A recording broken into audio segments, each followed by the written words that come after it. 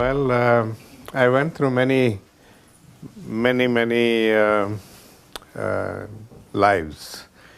I started off growing up in South Africa, where I was born, and suffered a lot of prejudices there because that was the time when apartheid was at its worst, and people of color were all discriminated. In South Africa, it was purely color-based. It had nothing to do with race. If you were not white, you were black, and that was it. And they treated you in every respect as a second-class citizen, sometimes even third-class citizens. But at the age of 22, my dad died, and I had to take his ashes to India to be immersed in the river Ganges there. And the plan was that I would go there and do the immersion ceremony and meet with my uncles and aunts and try to figure out what my future is going to be. And then come back to South Africa, where my mom and my two sisters continued to live. But as fate would have it, I suffered a severe attack of appendicitis and had to undergo surgery. And I fell in love with my nurse.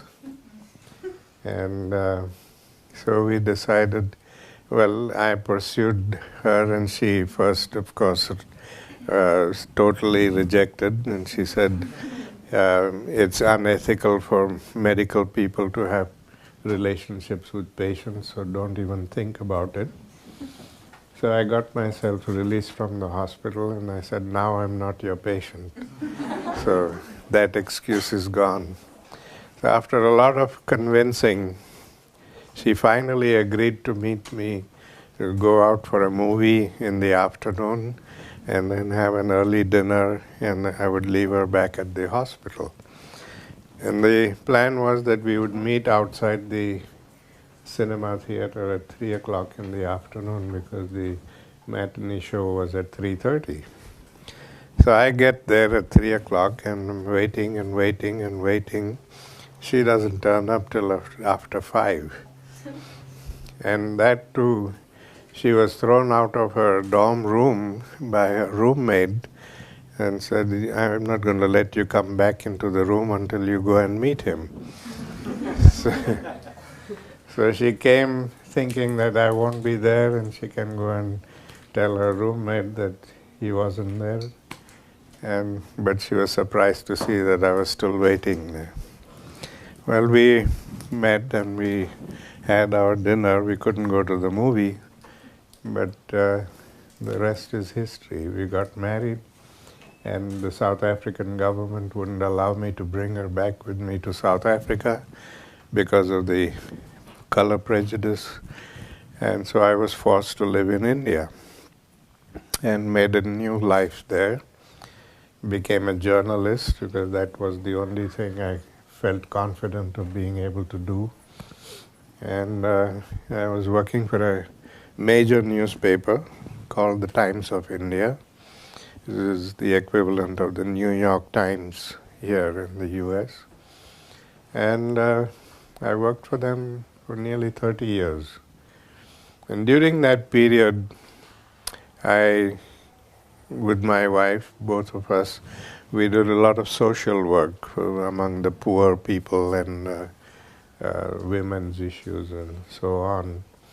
And some of the work that we started with our friends became very popular.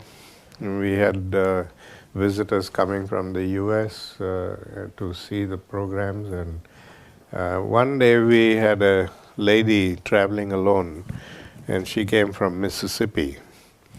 And so my wife and I took her out after showing her the work. We took her out for dinner, and I was very interested in the race problem in this country because I had suffered color prejudice in South Africa.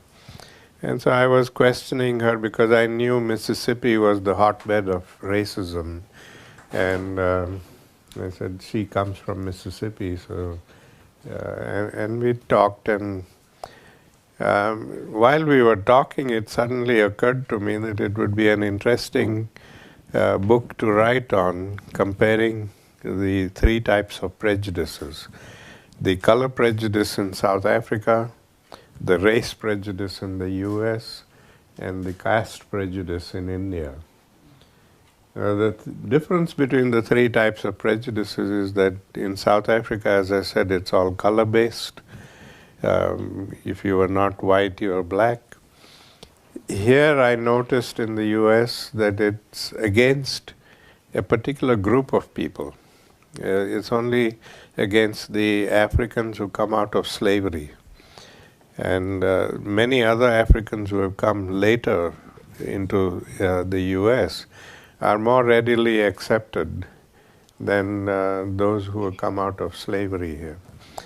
And then we have this prejudice in India where we all look alike. If you put us together, you won't know who is different. We are all the same, physically the same color and the same features, but we've devised ways of determining who is going to be low caste and who is going to be high caste. And that whole system, the caste system, is based on professions. So depending on what kind of work you do, your caste is determined accordingly. So and our family names are profession based. So once you know the family name of a person, you know what caste that person comes from. And that's how we determine the caste system. So, for instance, Gandhi is a person who sells food grains, a merchant who sells food grains. And so there are many people who sell food grains, so there are many Gandhis in India. It's a very common name. So these are the three differences of the prejudices, and it just, while talking there, it suddenly came out of my mouth. I said, this would be a wonderful book to write. And she asked me, would you like to do this?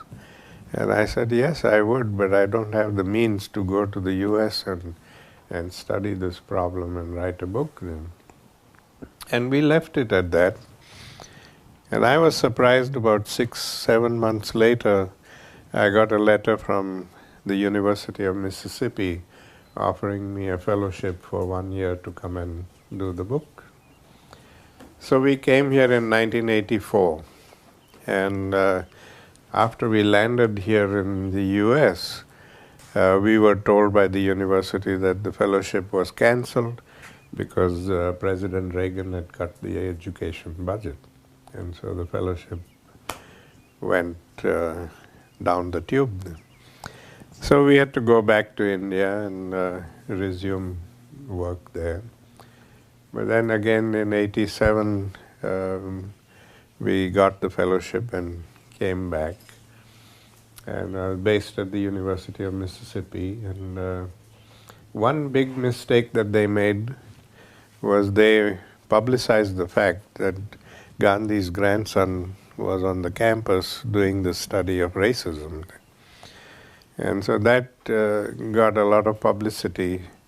There was special features done in People magazine and Time magazine and all the newspapers and so on. And so everybody in the US came to know that Gandhi's grandson is in the country.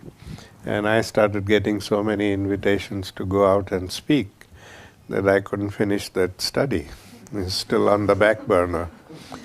And one day I hope to do it, and I don't know when that is going to be, maybe another lifetime, I guess. But that's basically, and then once we got involved in this, talking about nonviolence and Gandhi and his philosophies and all that, my wife and I thought, why not start an institution so that we could do this in a more organized way and base it on a university campus so we could reach out to young people. And we spoke to several universities in the South because we were based in Mississippi, but not many universities showed any interest in it until Christian Brothers University in Memphis, a very small university, a Catholic university, and they were very interested. They said, we don't have any money to offer you, but we can give you a house free of rent and office accommodation on the campus. And we said, well, that's good enough to begin with. And we raised some money and started the institution there. And that was in 91. And then in 2004, my wife's health started deteriorating, and it became very difficult for me to leave her home alone and travel. So my daughter, who lives in Rochester, New York, she wrote to me and said, why don't you move to Rochester and I'll help take care of Mom when you're traveling. So we moved to Rochester, and she died in 2007. And that's when the University of Rochester got interested in the Institute for Nonviolence, and they asked me to move it from Memphis to Rochester. And I decided to do that and brought it to Rochester, and it's now located in Rochester, and it's doing a lot of work there among young people, and especially in the inner city areas, doing work for to bring about racial equality and understanding and so on. And then I think in 2008, I decided to do something else, and that was I've been very disturbed by the fact that there are so many poor people living around the world, and more than half of the world's population is living in poverty, and the people who suffer the most in poverty are the children. Very often they are neglected, they don't have any education, the girls are taken into prostitution, the boys are taken into crime, and it's just an awful mess. And we decided to start this institute called the Gandhi Worldwide Education Institute to raise money and build schools where we can rescue these children and give them shelter and clothing and education. So the first school has started in India, where we have a tremendous amount of poverty in India too. Although today you hear a lot about the progress India is making economically, there are still, India in a way is a microcosm of the world. We have the same affluent societies in India and the same poverty in India. Half of the Indian population live in poverty, just as half of the world's population live in poverty. And so the school has started, and we have, I think, a little over 50 students who were rescued when they were very young, and some of them are orphans, and some of them have one parent, and some have both parents, but they're too poor to take care of them. So we have them, we've given them education, and they've been with us for the last 8-9 years now, maybe more, because this institution, before I got involved in it, it was already functioning on a very small scale. And so some of these children have been there for many more years, and they have graduated from high school recently. And I think 10 of them graduated from high school, and about 8 of them with A+ grades. And we imagine that these kids are the first generation of kids who ever went into a school. They've never been, for generations in their families, nobody has ever gone to school because they're trapped in poverty, and just went round and round in that in poverty.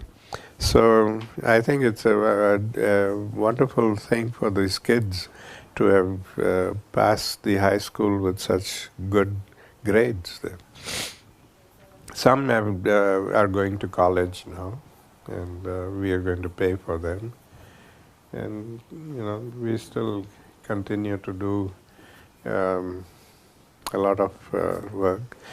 When my wife was alive, for instance, and when we were living in India, uh, we found a lot of little babies who were abandoned on the roadside because they were obviously born to unwed mothers. And it's a stigma in India for a woman to have a baby before marriage, and because then her life would be totally destroyed, plus the child's life would be destroyed. And so what they do is they just abandon the baby somewhere and walk away from it. So we found about 128 babies over a period of about 10 years. And we found homes for these babies, and now they're all grown up like you, and some of them have their own babies. Some of them are in Sweden. I think about half of them are probably in Sweden. And they keep in touch with me, and last April they wrote to me and said, "We haven't seen you for a long time. Can you not come to Sweden and meet with us?" And I went to Sweden, and we decided that I couldn't go to each house and meet them individually. So we said, why not rent a place for the weekend where we all could come together and spend the weekend together. And that happened to be at a time when the schools were closed. So they were able to get a dorm in one of the colleges in the area. And we spent the weekend there and had a wonderful time. They all consider me to be their father, spiritual father. And so I have 128 plus 2 children. So these are little things that we have done in our life. Yeah. Why do you call yourself a peace farmer? I call myself a peace farmer because that's all we can do. I have this experience of life with my grandfather. I've been able to translate the lessons he taught me into, understanding his philosophy of nonviolence. And I go out and share these stories with people like you all over. And so it's like a farmer, a farmer goes out into the field and plants seeds and hopes that he gets a good crop there. So I come and I plant seeds in the minds of young people, and I hope that you people will nurture those seeds, and eventually we get a good crop of peacemakers. So I'm basically a peace farmer who go out and plant these seeds in people's minds.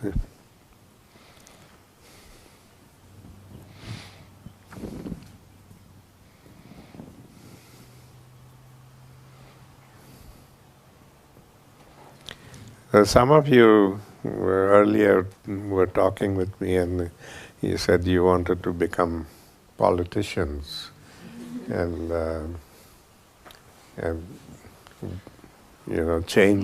hopefully change the world. I don't know. I get more and more disillusioned as I get older, and I think we have created such a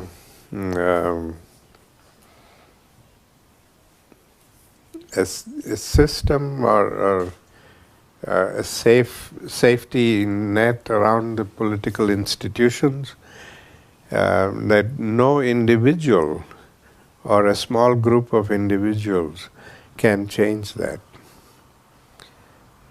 The only way we can change politics in any country is when the people wake up and say enough is enough.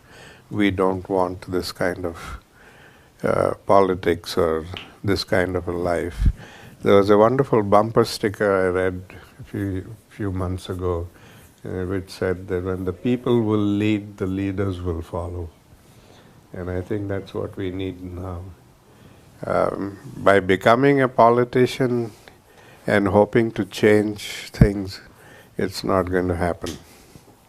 President Obama did the same. He expected to change politics, and he wasn't able to do much there because the Congress and the Senate blocked everything that he proposed. So no individual can change politics. The only people who can change politics is you and me. When we decide that we don't want this kind of a system, then we can make that difference. But I see so much of complacency in the US, especially. People are so turned off with news because they see, they say that it's always bad news about violence and shootings and killings, and so we don't want to listen to news. So half of the population, I think, doesn't even bother to listen to the news. What is happening in the world, what is happening in our own country. Last Sunday, in 60 Minutes, the CBS had a wonderful segment on how the pharmaceutical companies here who are manufacturing drugs for cancer patients are fleecing the patients.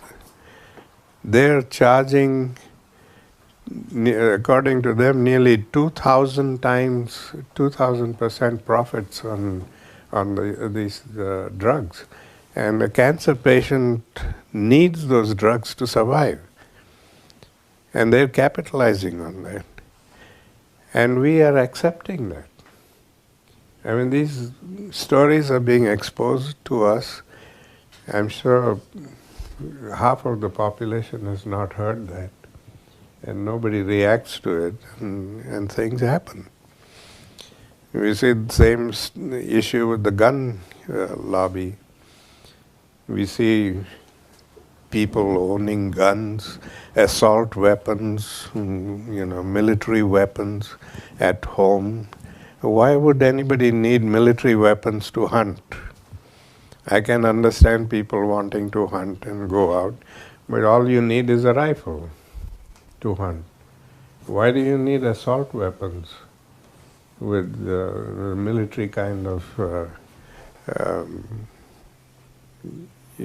weapons that... And this is fascination with guns that only this country has. No other country in the world has it. And we see the result of that in all these senseless shootings in schools and places of worship. Now nothing is sacrosanct anymore. Children, schools, everything's dispensable. People bring guns there and shoot down everybody, and this is not really a civilized way of life. And yet, what do? We remain silent. We don't say anything about it. And that is what is corrupting the political system, our silence. And they get away with murder.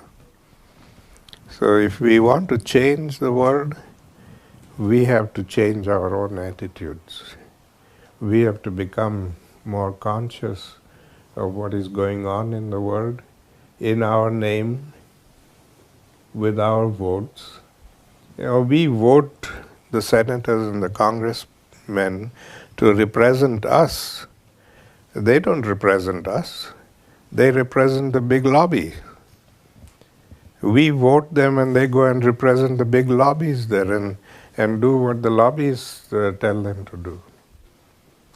Now, that's not a democratic system at all.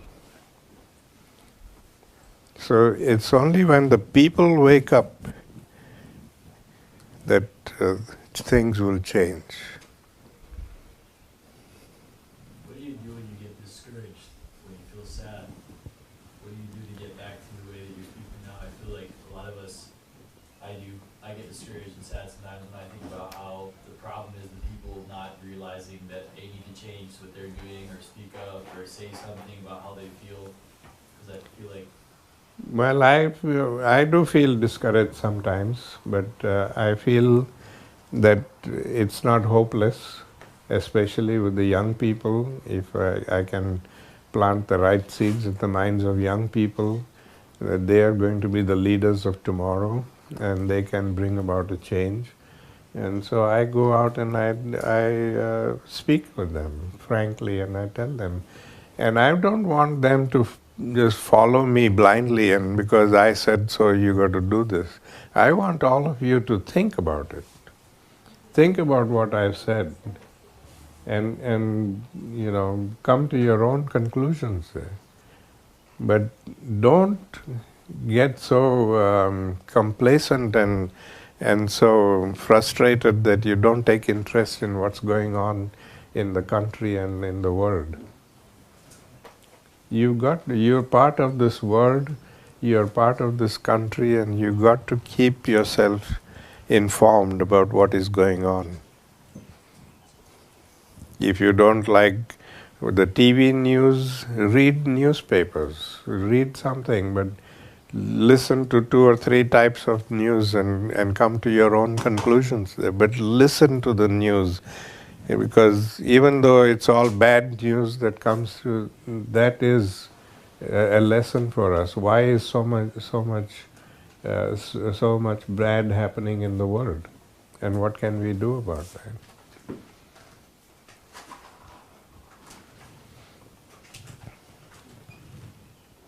Yeah. Do you think acceptance is necessary for world peace? What is necessary? Do you think acceptance is necessary? Acceptance. Is it necessary for world peace? Yeah, what would you mean by acceptance? Accepting what? Acceptance of like other people's cultures and religions? Yes, I think we have to realize that the world is a very diverse world where we have very diverse population, diverse in many senses, not just the race and color, but religion and beliefs and all of that. And we have to find ways of living together there. And now the world is shrinking.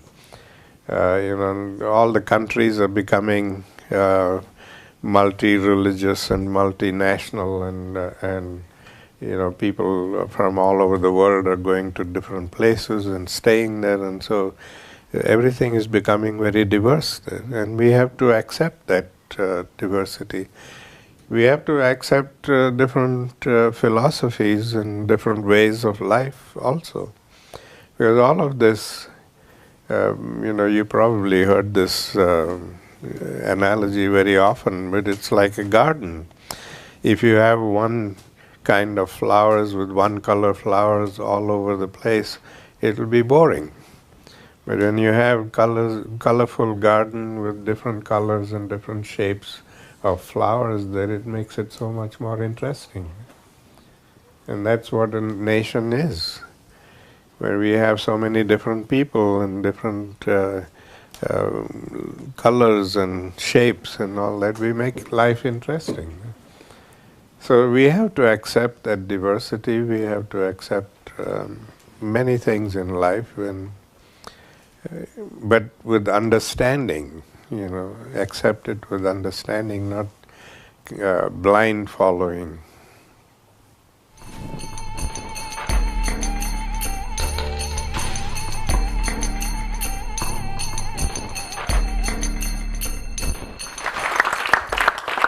Thank you very much. Thank you.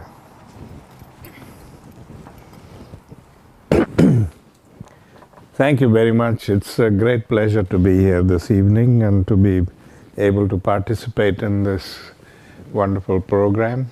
We just had a nice dialogue with the young people for an hour or so. And yes, it's one of my passions these days to speak about nonviolence the way I've understood it from my grandfather and from my parents. And I call myself a peace farmer.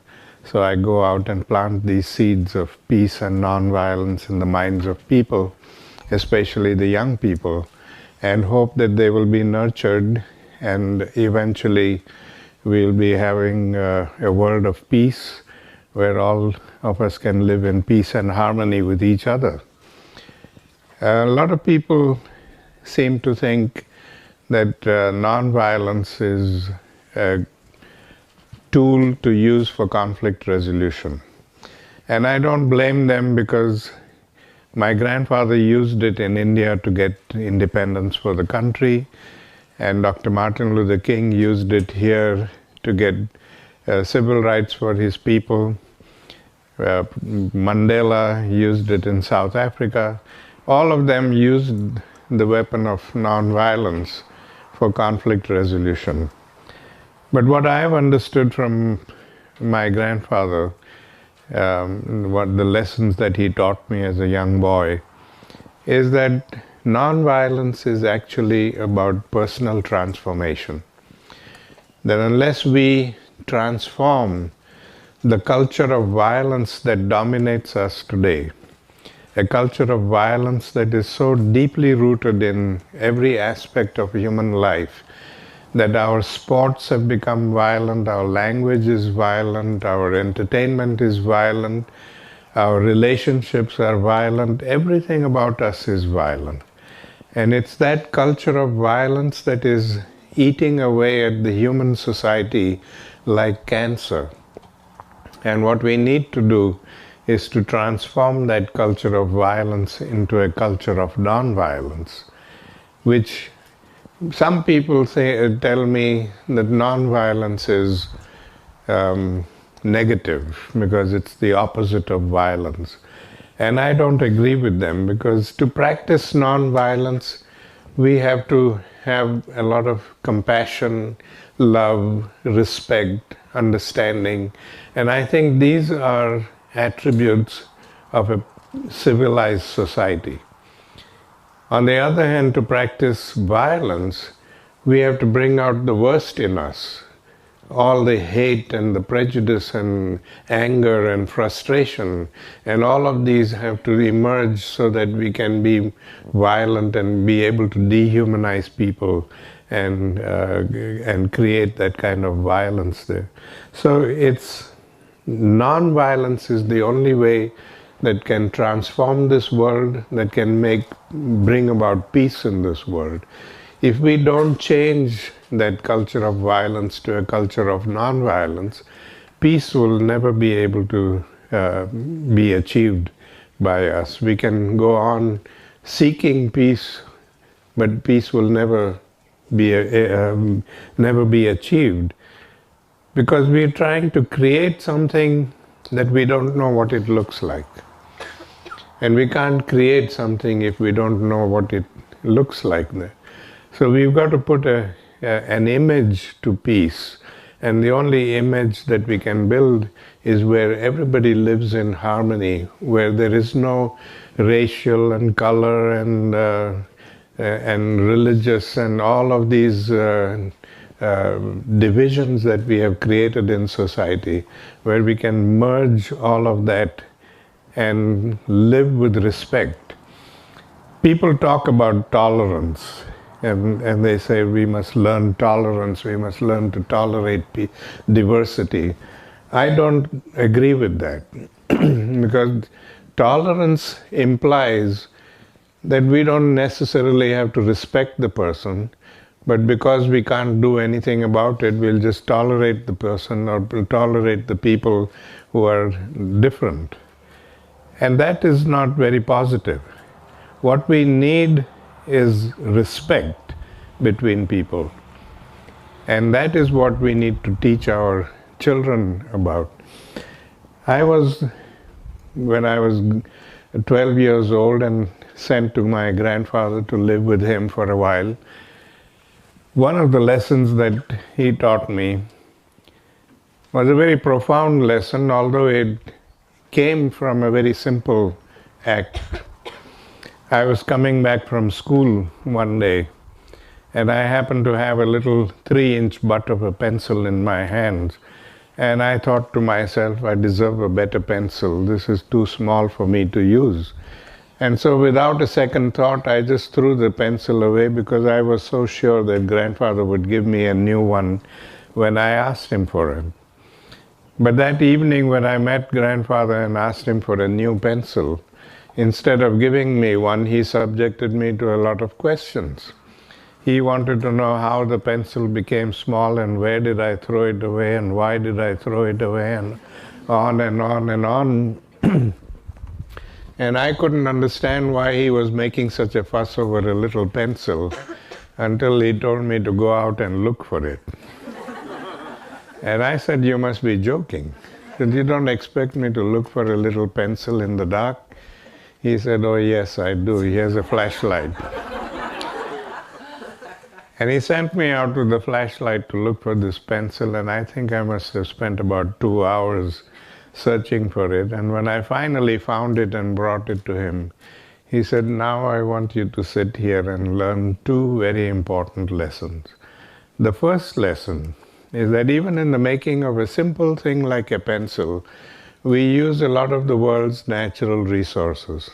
And when we throw them away, we are throwing away the world's natural resources, and that is violence against nature. And the second lesson is that because in an affluent society we can afford to buy all these things in bulk, we overconsume the resources of the world, and because we overconsume them, we are depriving people elsewhere of these resources, and they have to live in poverty. And that is violence against humanity. And that was the first time I realized that all of these little things that we do every day, things that we overconsume or throw away or destroy, that all of these are acts of violence. The other day I read in the New York Times that in the United States alone, we throw away $160 billion worth of food every year. $160 billion worth of food just goes down the drain every year. And yet there are so many people who go to bed hungry every night. In our own country, never mind the rest of the world. And that's the greatest act of violence. Poverty itself is the worst form of violence. When we accept poverty and we allow people to live in poverty, that is the worst act of violence. To make me understand this lesson thoroughly, he made me draw a genealogical tree of violence, just as we do a family tree, with violence as the grandparent, and physical violence and passive violence as the 2 branches. And every day before I went to bed, I had to analyze and examine everything that I had done to other people or things that I may have experienced. All of that had to be analyzed and put on their appropriate places on that tree. If it was the kind of violence where physical force was used, like pinching and slapping and punching and murders and rapes and wars and all of these things where physical force is used against people, that would go under physical violence. But if it's the kind of violence where we don't use any physical force, and yet we hurt people, directly or indirectly, consciously or unconsciously, that would then be passive violence. And the way I had to determine whether this was passive violence or not was to ask myself the question, if somebody were to do this to me Would I be helped by it or would I be hurt by it? And if I concluded that it would hurt me, then that would be passive violence. And that could be things like discrimination, oppression, suppression, economic, political, social, cultural, religious, the name-calling, the teasing, the hundreds and hundreds of things that we do every day unconsciously, where we hurt people because of our actions. And it is that passive violence, and I was amazed when I started doing this introspection, that within a few months I was able to fill up a whole wall in my room with acts of passive violence. The physical violence didn't grow very much, because there's a limit to physical violence that one can commit. But there's no limit to the passive violence that we commit all the time. And then grandfather explained to me the connection between the two. He said, we commit passive violence all the time, every day, consciously and unconsciously. And that generates anger in the victim. And the victim then resorts to physical violence to get justice. So it is passive violence that fuels the fire of physical violence. So logically, if we want to put out that fire of physical violence, we have to cut off the fuel supply. And since the fuel supply comes from each one of us, we have to become the change that we wish to see in the world. If we don't change ourselves, if we don't change our attitudes and our habits, we are never going to be able to change the world. So we have to, all of us, do that introspection to find out how are we contributing to violence in society. And it's only when we find that out and we change our attitudes that we will be able to bring about greater peace in this world. So these are aspects of his philosophy that we need to be very conscious about, which leads to the kind of relationships that we build with each other.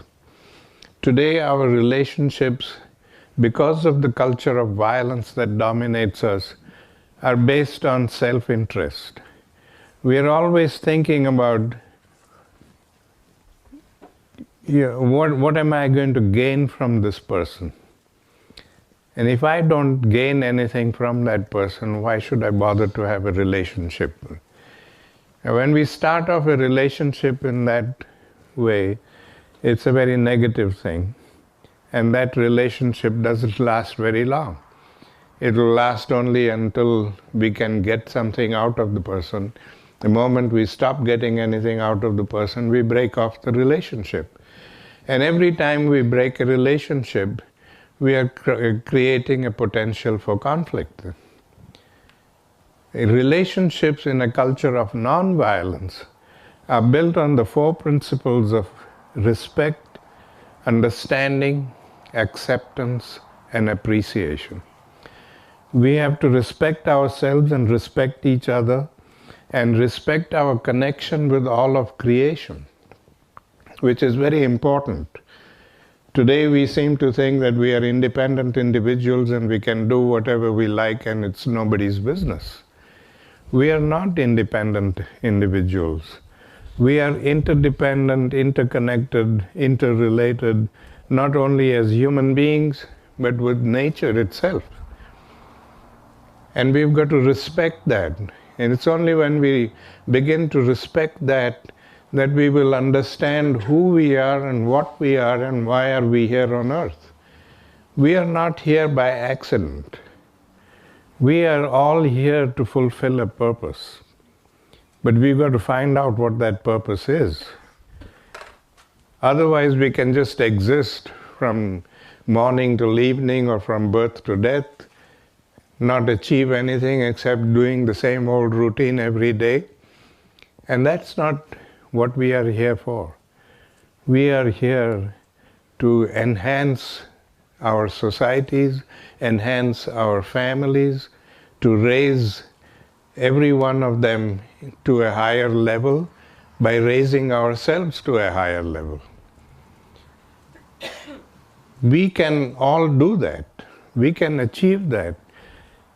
The only thing that prohibits us from doing this is our assumption that all these great people in the world were born great, that they were special people, they achieved special distinctions. Nobody was special.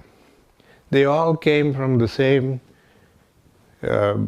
family, the same ordinary lifestyle, but they had that determination and the commitment to make something out of their lives, and they achieved that. So we can also do the same thing. My grandfather used to advise us children that every morning we have to get up, and the first thing is to tell ourselves that today I am going to be a better human being than I was yesterday. And make efforts to become better. And to be able to do that, we had to make a list of all the things that we considered to be weaknesses in our lives. Things that we would like to change or eliminate from our lives.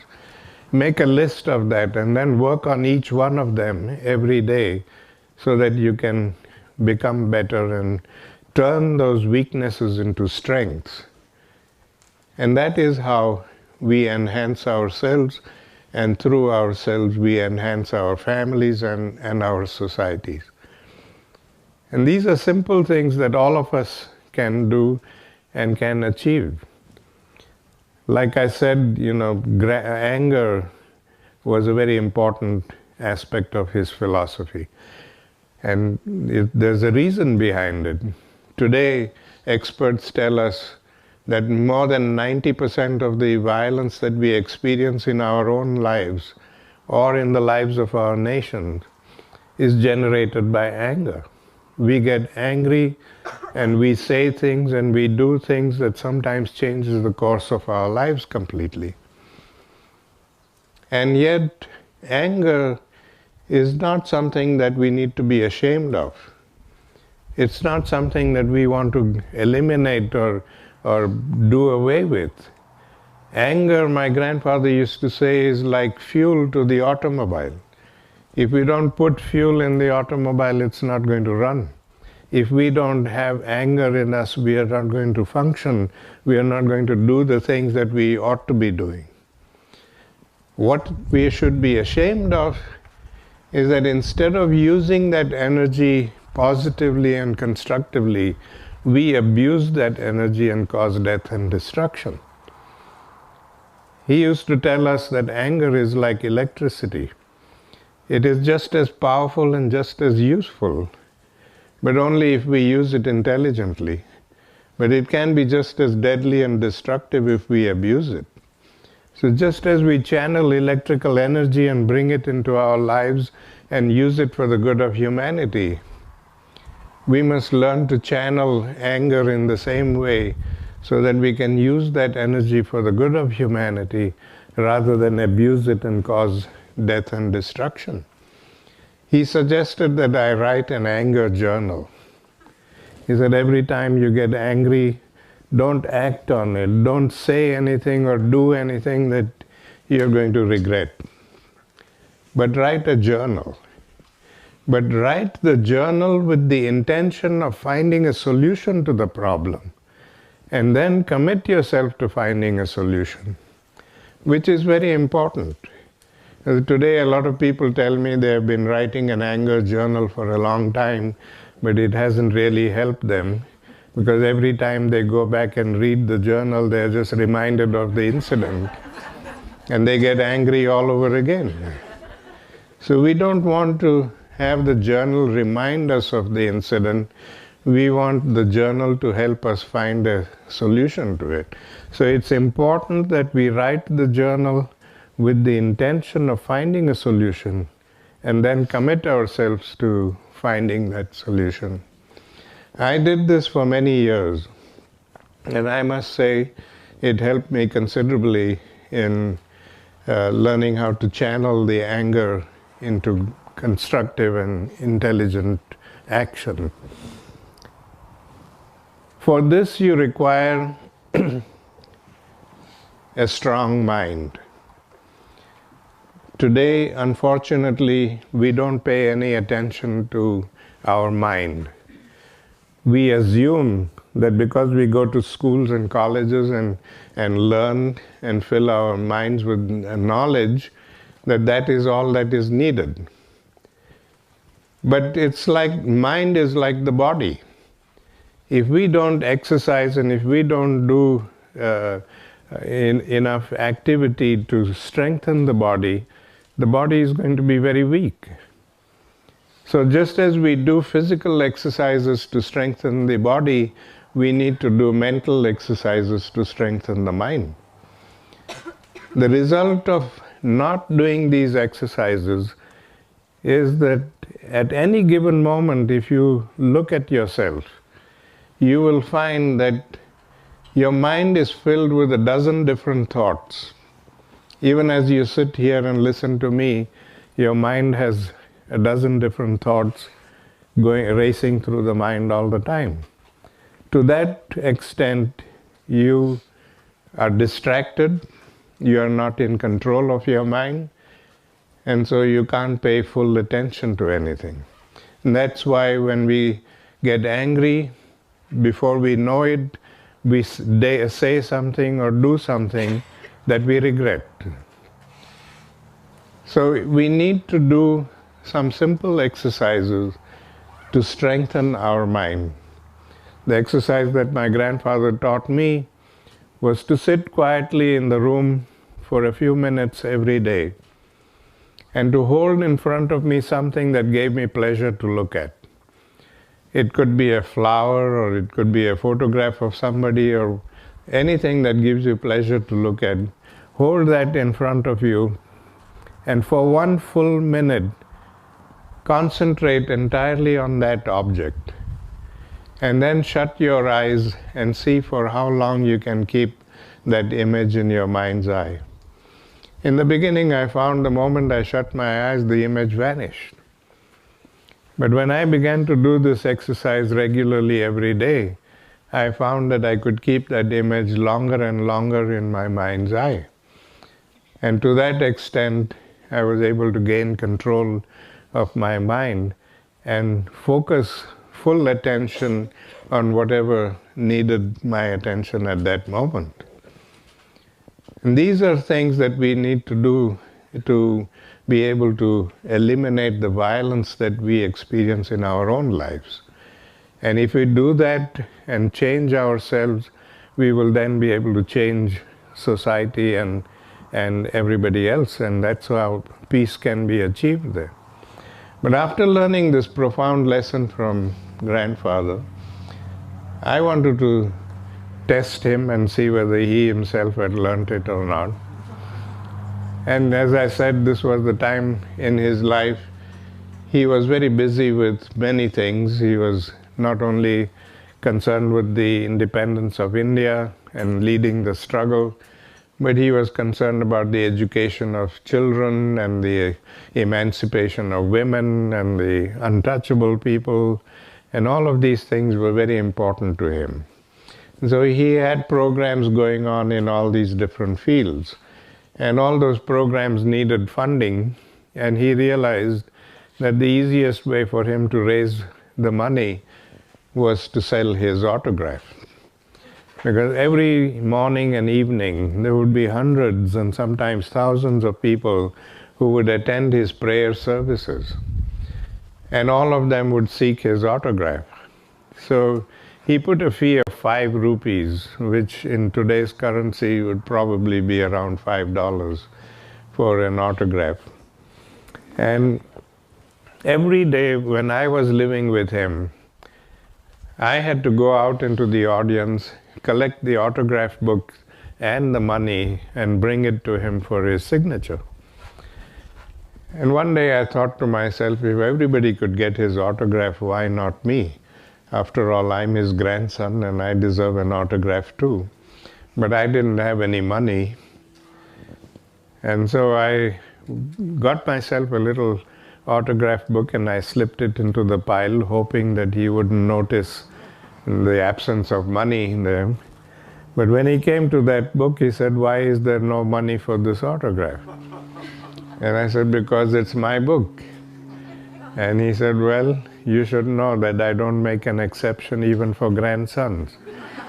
That you not only have to pay me for it, but you'll have to earn the money and pay me. Don't ask your parents for it."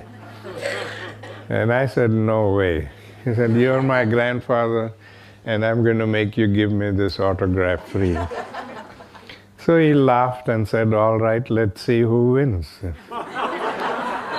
And from that day, every day when he was in high-level political discussions, I would barge into the room with my autograph book and thrust it in his face and demand an autograph. My logic was that just to get rid of me, he would sign the book and give it to me. But instead, every time I became too boisterous, all he did was put his hands across my mouth, press my head against his chest, and went on talking politics. On many occasions, the other politicians used to get exasperated and tell grandfather, "Why don't you give him the autograph and be done with it? He disturbs our meetings every day." And he would just laugh and say, "This is a private joke between the two of us. You don't have to get involved in it." The long and short of it is that he never did give me the autograph. But he never, ever got angry with me and tell me to get out of the room. As we would do very often with our children, if they came into the room and disturbed us while we are working on something important, we often tell them very rudely sometimes, "Get out of the room, can't you see I'm busy just now?" He never ever did that to me. And that's when I realized that if he could control his anger to that extent, we can certainly attempt to achieve 50% of it. And if we do, we will be able to make a very big difference in the level of violence that we experience. But I think today I have changed the format of this whole thing. There were going to be a lot of questions that the young lady was going to ask me. We start the questions now. Thank you very much.